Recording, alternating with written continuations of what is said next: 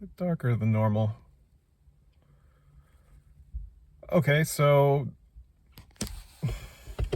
there. Just saw the encore presentation of La Sonnambula. Reason why I was here for the encore was because I was busy walking around on Saturday, so I couldn't do that. Hello, sir. I would have more to say about it other than it was really good. Kind of have a headache right now, work related, not anything from here. I'll definitely have more to say when this headache goes away, probably tomorrow. Yeah, initial thoughts, really good. Nadine was virtuosic. Yeah, a lot of more thoughts to come later once this headache goes away. Cut to that. All right. Still trying to get the brightness on this down.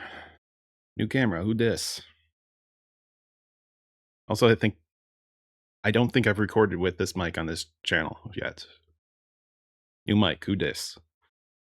What did I say on Wednesday? Had a migraine.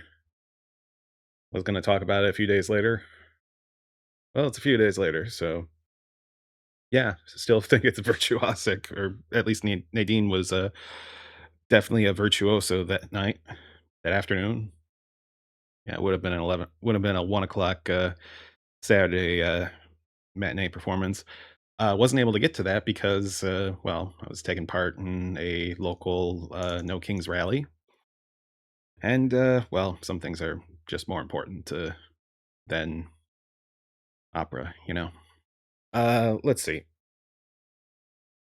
Is that new video that was at the beginning where they were doing the voice? It's like the voice must be heard. Is that a new thing that's going to be added to the front of these things? That between that and the bumper that they had after that, it feels like they feels like we're a very serious thing and must be taken seriously. And I'm just thinking, I miss the old one where they did that Act 4 song from Carmen, da, dun, da, dun, da, with the kids chorus. I miss that. That was so much fun. What happened to being fun? I swear sometimes this opera house can be so far up its ass with this stuff. And going through my notes right now, bit of a Puritan costuming, Mennonites maybe. I actually talked with my dad, who is the son of Swiss immigrants, and he did say that Mennonites do come from Switzerland, so it's possible that it was probably like a Mennonite thing that Rolando Villazon was using as uh, the village that Mina came from. Uh, Good tea. I'm trying to think. The staging itself, like I know there's some people that probably will probably have issues with like single set staging like they had where it's like the big walls enclosed around the main area that you're walking around in front of the audience.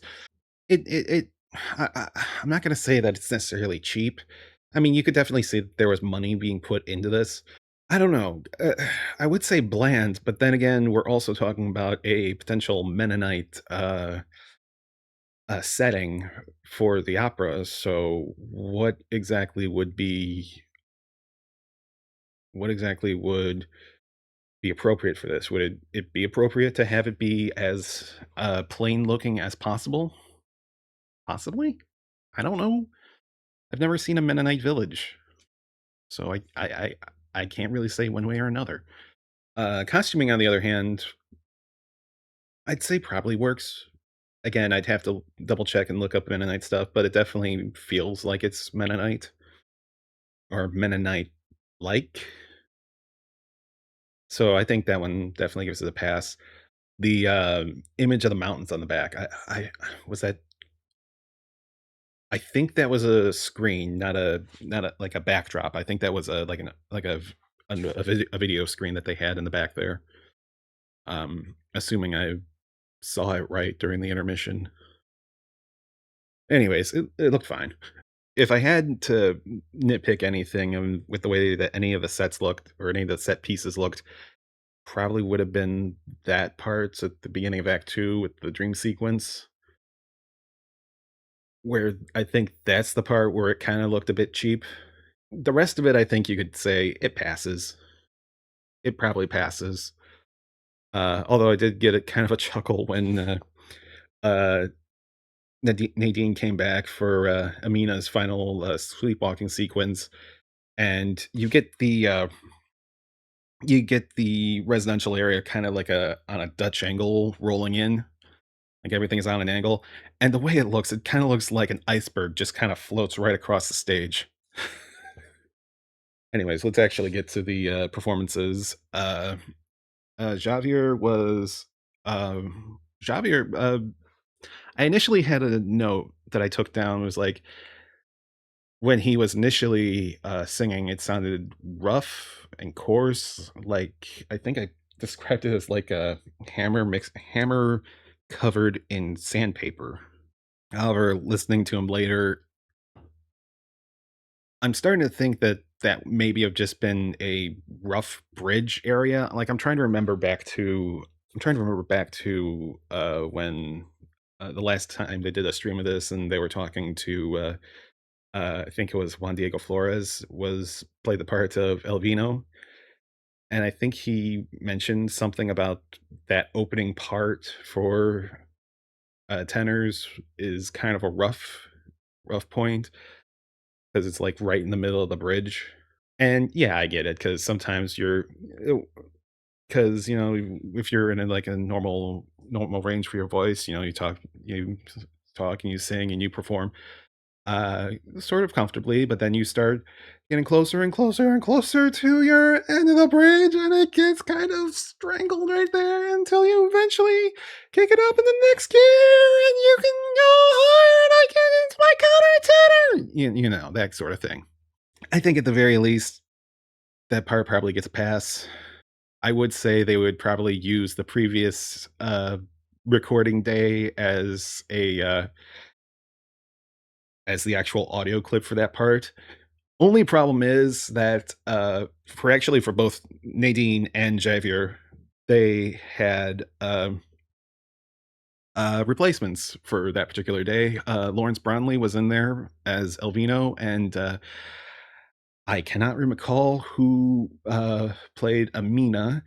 Alexandra something. I'm blanking on the last name. I only caught a quick glance of it, and Lawrence was the only one that I recognized. So, apologies to, whoever that was. Xavier was I thought what for the most part was I think he played Elvino well. I thought he sang it rather well. But I think you and I both know who the real star was. Nadine was phenomenal. And it's not even just in her singing, which again, top notch, but just like the little acting bits that she did with her face, like reacting to some of the things within the village, like they do their more conservative things that they're doing, and with Amina being adopted into the village, which is part of it is part of the main story of Sonnambula. She gets adopted, and her adopted mother sort of fights for her innocence, I guess, given what happens midway through. So throughout this, Nadine is just like reacting to everything. Well, throughout the first act, I guess the first scene plus, like everyone's doing their meta night thing, and she's like, just like little facial expressions there. Not so much once we start getting into the sleepwalking stuff, because obviously she's not really reacting to everyone else. She's just sort of um, casually just walking around the stage doing well, whatever the director or choreographer maybe told her to do. I guess doing whatever direction she was given.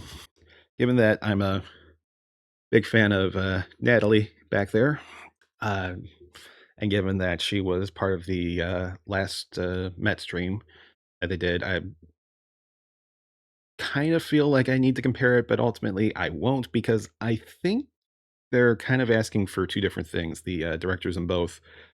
Um, Rolando, I think in this one he was probably asking more for uh, probably what Amina would be seeing within her sleepwalking sequences. So generally, you're probably seeing Nadine act more like how Amina would see things happening within her dreams, whereas uh, in the previous version, Natalie was probably told to walk and act uh, she would imagine a seeing a person sleepwalking in real life because it's supposed to be the Mets rehearsal room. I've grown to loathe that particular production. I mean, it was an odd production to begin with, but I've kind of grown to loathe it the more and more I think about it. I mean, Natalie was good, so was Juan Diego. Um, anyways, back to this one. Uh, Nadine, no notes. You were wonderful. Let's see. Lisa was played by Sydney Mancanzola. Um, no notes really on her. She was perfectly fine.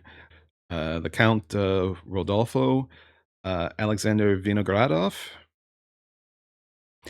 Um, I thought he was perfectly fine here. Uh, there were a couple of other productions I've seen streams of where he just kind of seems a little flat, or I guess bland would probably be a better wording there. I mean, like music wise, I don't think he was necessarily flat. I mean, just bland character wise. Here, I think he was perfectly fine. Nothing really to write home there. Just perfectly fine. Just decent uh, compliment to everything that's going on stage. I don't know. Maybe the costume, maybe him being in a bright blue suit helped him stand out compared to everyone in very drab black gray tone colors around him. I don't know how a traditional version would be for La Sonnambula if it was supposed to be like a more religious based society, like a Mennonite thing in what Bellini would be looking for. Like, I don't know if he'd be looking at Mennonite as a potential setting for his or society for when he originally created the opera. But I think it works here because you got this guy. He's like, hey, I know what's. It's like I understand what's going on here, and I can explain it. Here, I just had to find the book that said it's a sleepwalker. Oh, God damn it. And right as I was getting to the end, the camera gives out, and now I'm just recording audio at the moment. So, um, yeah, I'll just wrap it up real quickly. Fine performance.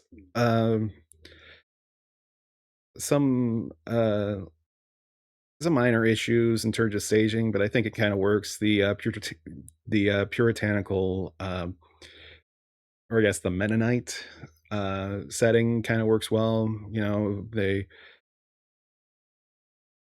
They might not necessarily know what a sleepwalker is, but you get a man of science coming in who's like, "Hey, it's right there. It's right in here in this book. It explains what's going on.